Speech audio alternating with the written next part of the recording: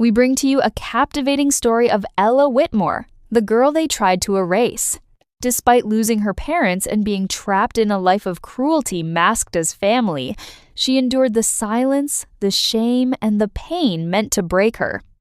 But just when she begins to rise, the past returns. And the truth behind everything is far more dangerous than she ever imagined. Please do well to like, comment, and subscribe. Ella Whitmore, the girl they tried to erase. My name is Ella Whitmore. And if you saw me 5 years ago, quiet, tired, invisible, you would never believe I was the sole heir to a multi-billion-dollar empire. But wealth doesn't always protect you. Sometimes, it paints a target on your back. I was 8 years old when my world ended. A rainy night, a screech of tires, and then silence. My parents died in a car accident. At least, that's what everyone said. No relatives came for me. Not one. Not even my father's younger brother, Steve Whitmore. I waited for days, weeks. No one showed up. So I was sent to a foster home. Life there was cold. Not cruel in obvious ways, but empty, mechanical. I went from a life of warmth, laughter, and luxury to sharing a room with strangers, eating in silence, and learning quickly that no one was coming to save me. I had been my parents' only child. They adored me, protected me. I lacked nothing until I lost everything. 6 months later, everything changed. Uncle Steve suddenly appeared, well-dressed, smiling, convincing. He said he wanted to take me in, that I was family, that he cared. I believed him. God, I wanted to believe him. What I didn't know was this. My father's will had a clause. I would inherit everything at 25. Until then, my legal guardian would receive $1 million every month for my upkeep. That was why Steve came. Not for me, for the money. His wife, Kimberly, welcomed me with a smile that never reached her eyes. They had 3 children. Josh, the only one with a heart. Gabriel, cruel and sharp-tongued. Michelle, beautiful, proud, and vicious.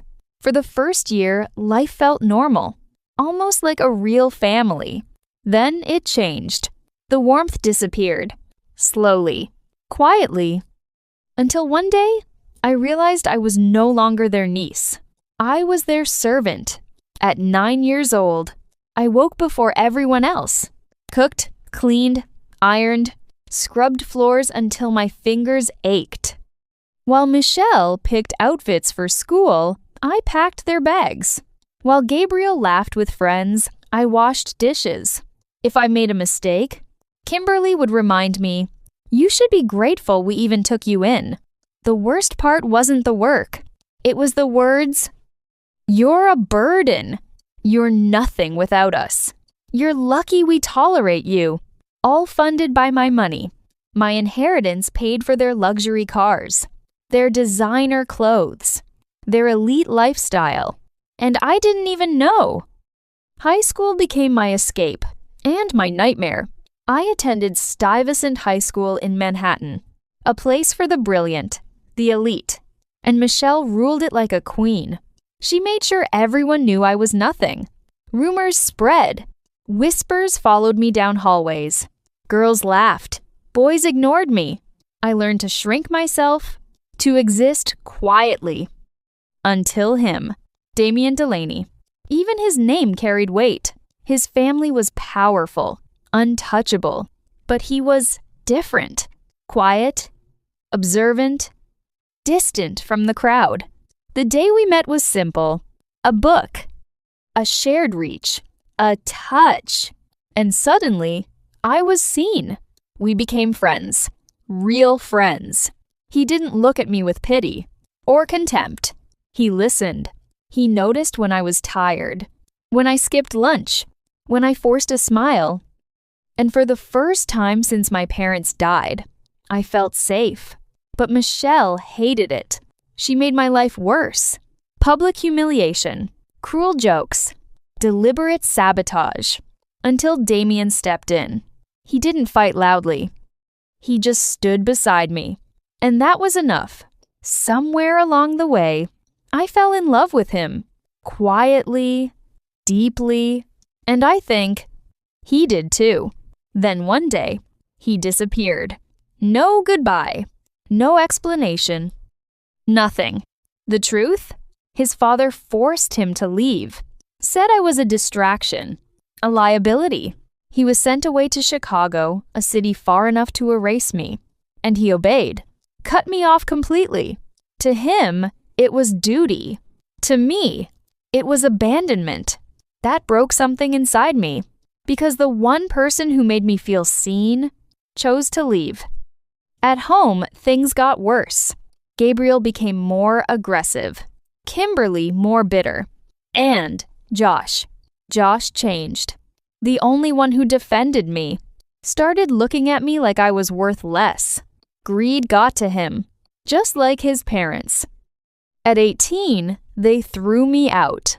But not before making me sign documents. I didn't understand them.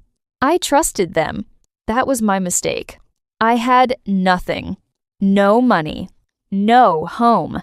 Just pain and survival. I worked as a waitress during the day, smiling at customers who never saw me. At night, I worked as a bar attendant at a club called Velvet Ash. Loud music, dim lights. A place where people escaped their lives, while I was trying to rebuild mine. Some nights, I went to bed hungry. Some days, I wanted to give up, but I didn't. Because somewhere deep inside, I knew I was meant for more. Then came the turning point. A Friday night. Busy. Chaotic. And then I saw him. Damien. Standing there like the past had walked into my present. But this time, he wasn't just Damien. He was Damien Delaney, heir to a global empire.